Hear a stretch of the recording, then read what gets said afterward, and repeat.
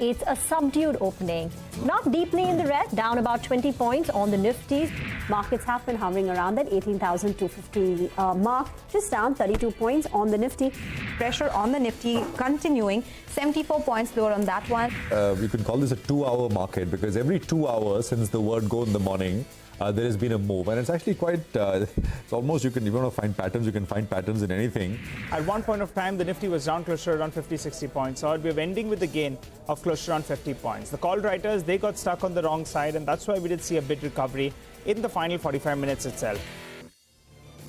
Well, a last hour recovery propels the Nifty above that 18,300 mark on the last day of the May F&O series, as a result of which, for the May series, the Nifty has gained 400 points, making the last two series gains of almost 1,200 odd points. It was an interesting expiry trade, so let's talk about trade itself. You're watching us here on Markets Today, a show where we track 6 hours of trade in 5 headlines. Let's talk about those headlines then. Last hour recovery on the last trade helps the Sensex and the Nifty, and in the green, the Nifty reclaims 18,300. The mid-caps outperform the blue chips. However, the Nifty Bank continues to underperform.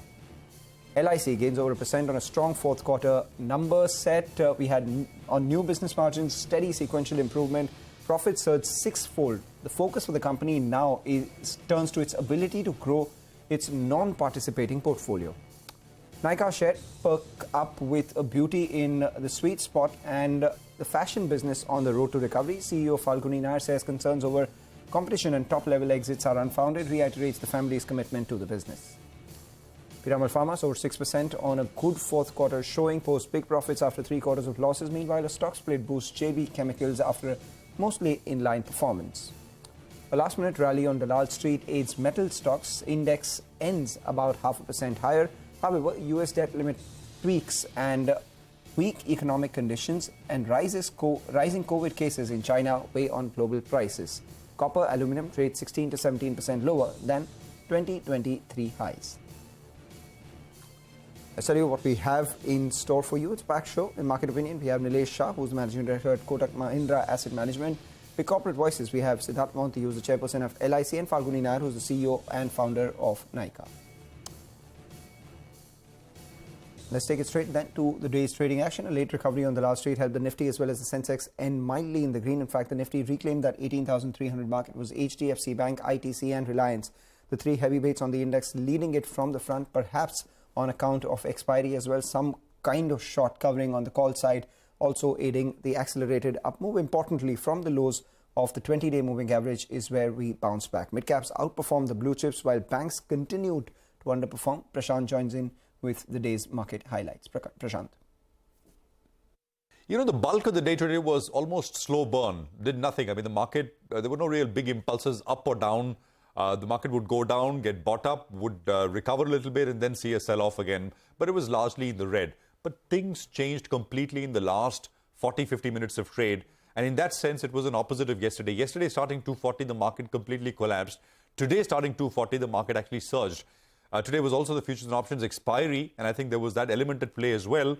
But both on the Nifty and the Bank Nifty, we ended marginally in the green after a day spent lower.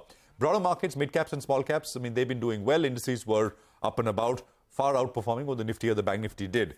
Gainers on the Nifty coming through largely in terms of just the index weight, ITC and Bharti. There was a third leg, which was Bajaj, which was doing well as well. On the losing side, on the large caps, Wipro, Tata Motors and UPL were some of the stocks which came under pressure. Now, in the broader markets, advanced decline was 1:1, but the fact is the momentum was with stocks which were higher because volumes were more present there in that part. Now, Piramal Pharma, it's been a smashed out stock, big gains today. NCC, big gains yesterday, 12% in 2 sessions flat. JB Chemicals, Sudarshan Chemicals, you had Hindware, Sanofi, Star Cement, Taj GVK, some of the stocks which did very well. On the losing side, IRFC came under pressure, Max Health, Strides, Bharat Dynamics, Garden Reach Shipbuilders. Some of these defense-related plays have seen some pullbacks in profit booking over the last few sessions. Both the Nifty and the Bank Nifty hit their respective 20-day moving averages. It's a short-term important reversal level which many watch, and then saw a bounce which led to a close in the green. This is the second time this is happening. Will this hold is the key, and I think the big global question which perhaps will help us answer that is the US debt ceiling. Lots of headlines over the last couple of days. A resolution is what the market is looking for. And I think that will help us break through this congestion zone the market's been in for the last couple of days. Back to you. All right, Prashant, thanks a lot for that. In Market Opinion, we had Nilesh Shah, who's the Managing Director at Kotak Mahindra Asset Management. He said that the profitability in the banking sector has been impressive. Growth may be subdued going forward. He also added that manufacturing was actually picking up on account of the China Plus One opportunity, and that supports his thesis on investing in the markets. We have clearly seen that there are sectors like banking where profitability has been impressive. Sectors like banking, because of the higher base, may see subduedness from a growth point of view. Banking and financial services, which is quote unquote in Cinderella time, margins are nearly all-time high, NPAs are nearly all-time low. A banker could not have asked for a better time than today. The third sector, which is doing reasonably well, is infrastructure. Manufacturing theme seems to be picking up. China Plus One has opened up opportunities for Indian companies, especially those companies which have their parent overseas. Manufacturing companies have given a reasonably bullish guidance about China Plus One. Right, let's move on to the second headline now. The insurance behemoth LIC gained over 1.5%. This after a strong showing in the fourth quarter on account of their new business margins and a steady sequential improvement. In fact, profits also surged six-fold for the company. Surbhi Sutaria joins in with the key details of the numbers. Surbhi. So LIC reported a decent set of Q4 numbers. The mild positive surprise could be the expansion of VNB margin that they've seen on a sequential basis. The VNB margin expanded by nearly 500 basis points when you compare it to Q3. In Q4, they reported a VNB margin expansion, a VNB margin of 19.4% versus 14.6%. The total APE was down 7% in Q4, but that was already known as the monthly business data was out earlier. The value of new business stood at 3,700 crores. On a full year basis, also the numbers were pretty decent. The total APE is up 13%, value of new business is up 21%, and the margins have expanded by 100 basis points. The embedded value growth came in at 7.5%, but that's mostly because of unwinding. So if you strip that off, the embedded value growth is pretty muted, but in line with what the street was expecting. What we have to watch out for is the commentary on the non-par savings product, and they plan to increase their share in that product segment. We have shown a growth rate of 7.59%. Going forward to your question, I think we'll be able to maintain that. Our commitment for VNB margin, I think 26, whatever we gave, that we have already achieved, 16.2 this year, 23. So definitely objective will be at least 1%, 2% more year on year. Positive impact will be there. Whatever surplus we are making change, it will have some impact, positive impact will be there. Right, so that was the commentary coming in from LIC. Let's talk about the third headline for the day. Nykaa rallied over 1.5% on the back of a decent fourth quarter set.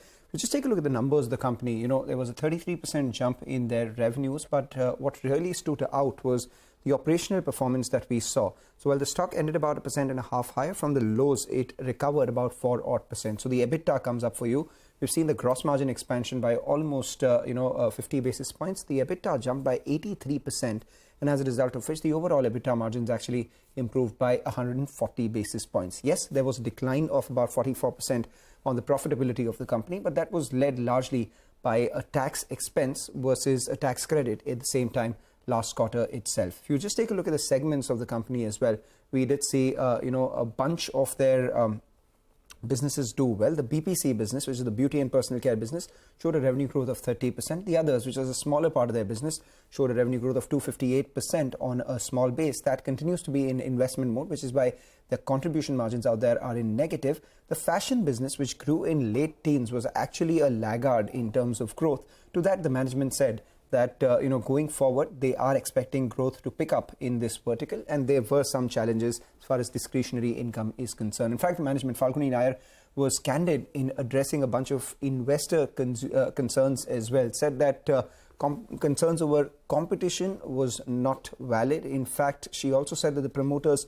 continue to back the company and they are committed to the professional management of the company as well. In a conversation with us, this is what she said. In fact, the top level exits she termed as non-events. Let's hear her.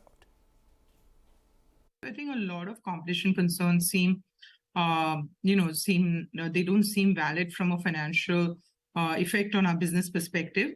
I do remember that when I entered the business in 2012, soon after in 2013, Amazon had entered the market and everyone kept saying, how will you Amazon-proof our business? So I think the challenges for management are more about how do they take their business forward in a way that they have the consumer connect, and that's where our success lies.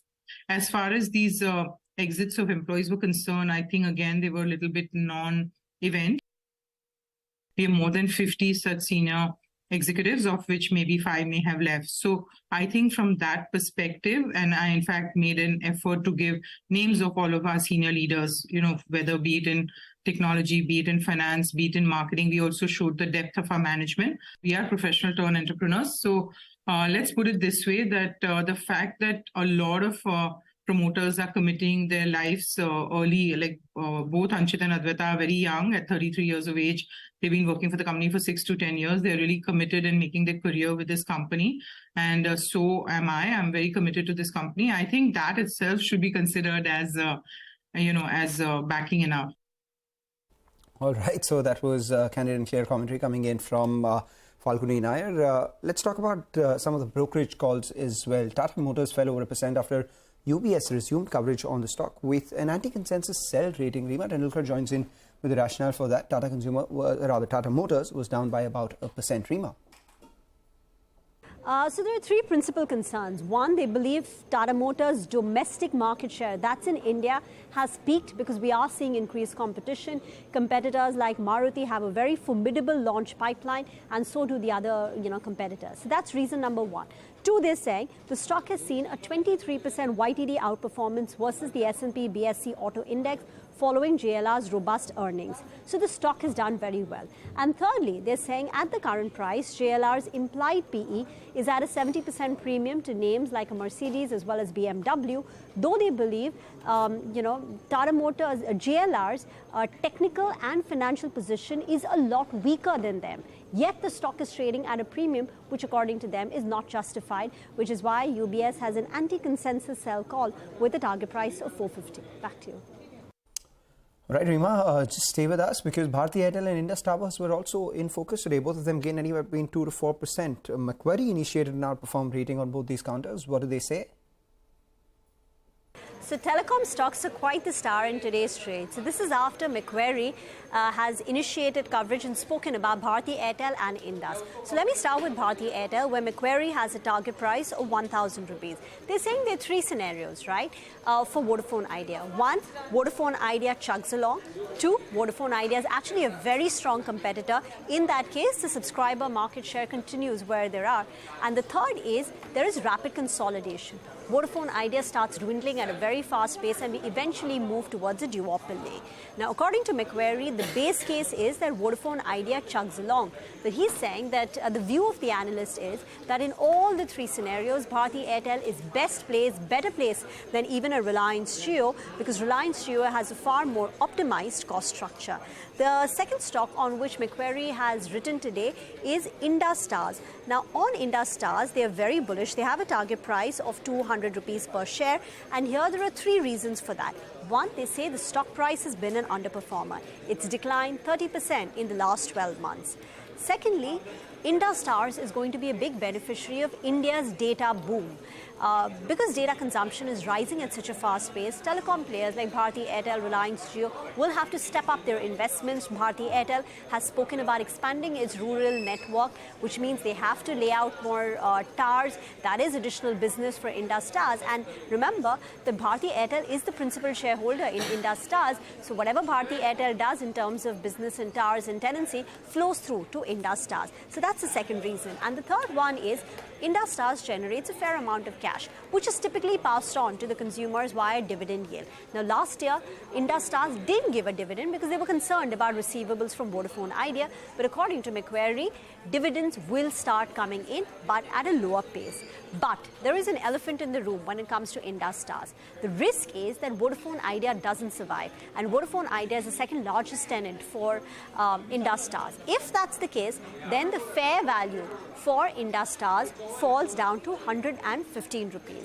The base case is, the target price is 200 rupees for Indus Stars, but there is a risk the Vodafone Idea doesn't survive and the market telecom operators enter into a duopoly, and then the target price comes down to 115. All right, Rima, thank you for that. Let's take a short break. Come back on the other side. We will get you all the other headlines that we've been tracking.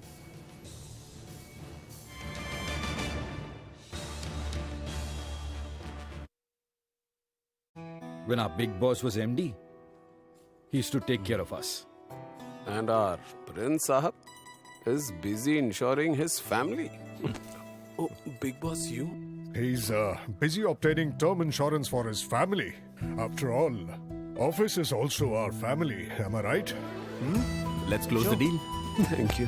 Verma ji, will you have tea with this prince? LIC's Group Term Assurance Plan takes care of your office family.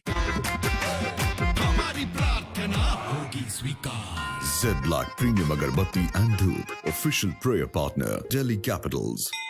Toilet होना पहली आवश्यकता थी और फिर toilet साफ सुथरे रहें, ये दूसरी आवश्यकता है। जो कम्युनिटी टॉयलेट्स हमने बनाए हैं, उन कम्युनिटी टॉयलेट्स के स्वच्छता का ठीक से प्रबंधन हो सके, इस दृष्टिकोण से 15th फाइनेंस कमीशन के द्वारा स्वच्छता के लिए टाइड अप ग्रांट जो पंचायती राज को दी गई है, उसकी द्वारा व्यवस्था हो सके, इसको हमने सुनिश्चित किया है। लेकिन पानी और स्वच्छता, इन दोनों की व्यवस्थाओं की, प्रबंधन की, रखरखाव की जिम्मेदारी समाज अपने ऊपर ले।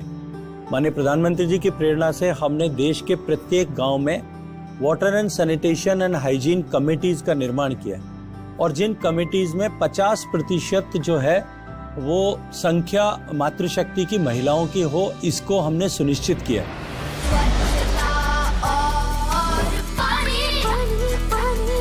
हार्पिक न्यूज 18 मिशन स्वच्छता और पानी, हेल्दी हम जब साफ रखे टॉयलेट हरदम।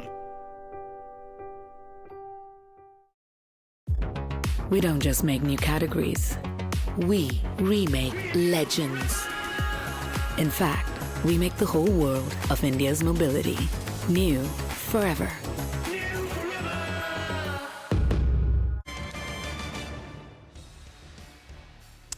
Welcome back. You're still with us here on Markets Today. We spoke about a bunch of stocks. We spoke about the markets as well, which showed a last hour recovery, and as a result of which the Nifty ended about 18,300, above that 18,300 mark itself. Let's talk about the pharmaceutical pack now. The Pyramid Pharma stock rallied over 6% after it reported a profit after 3 consecutive quarters of losses, whereas we saw a 7% gain come by for JB Chemicals as well, as the company reduced its debt in the fourth quarter and at the same time announced a stock split along with decent numbers too. Ekta Batra joins in with the key numbers from both these counters. Ekta.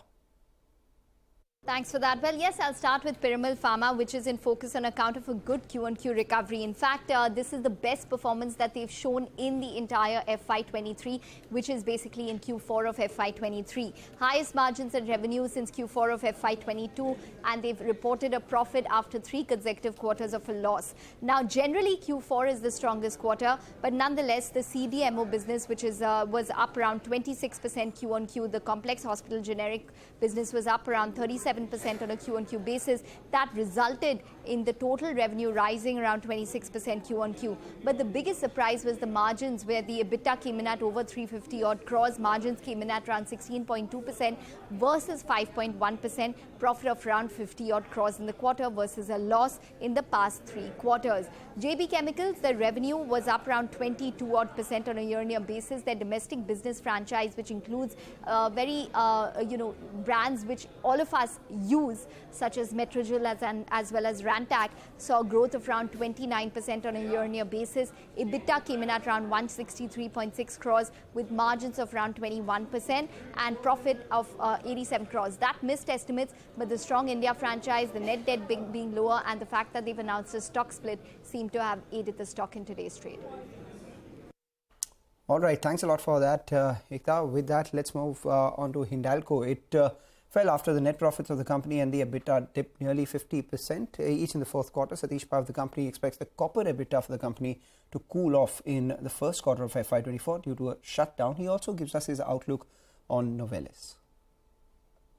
The EBITDA per ton in H1 should also be between $700 and $800 per ton. Quarter one, we are having a major shutdown of Smelter 1.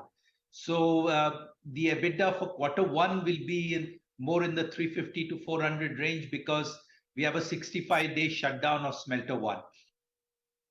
Yeah, I think that, we hit $430 per ton in Q4 as we had predicted.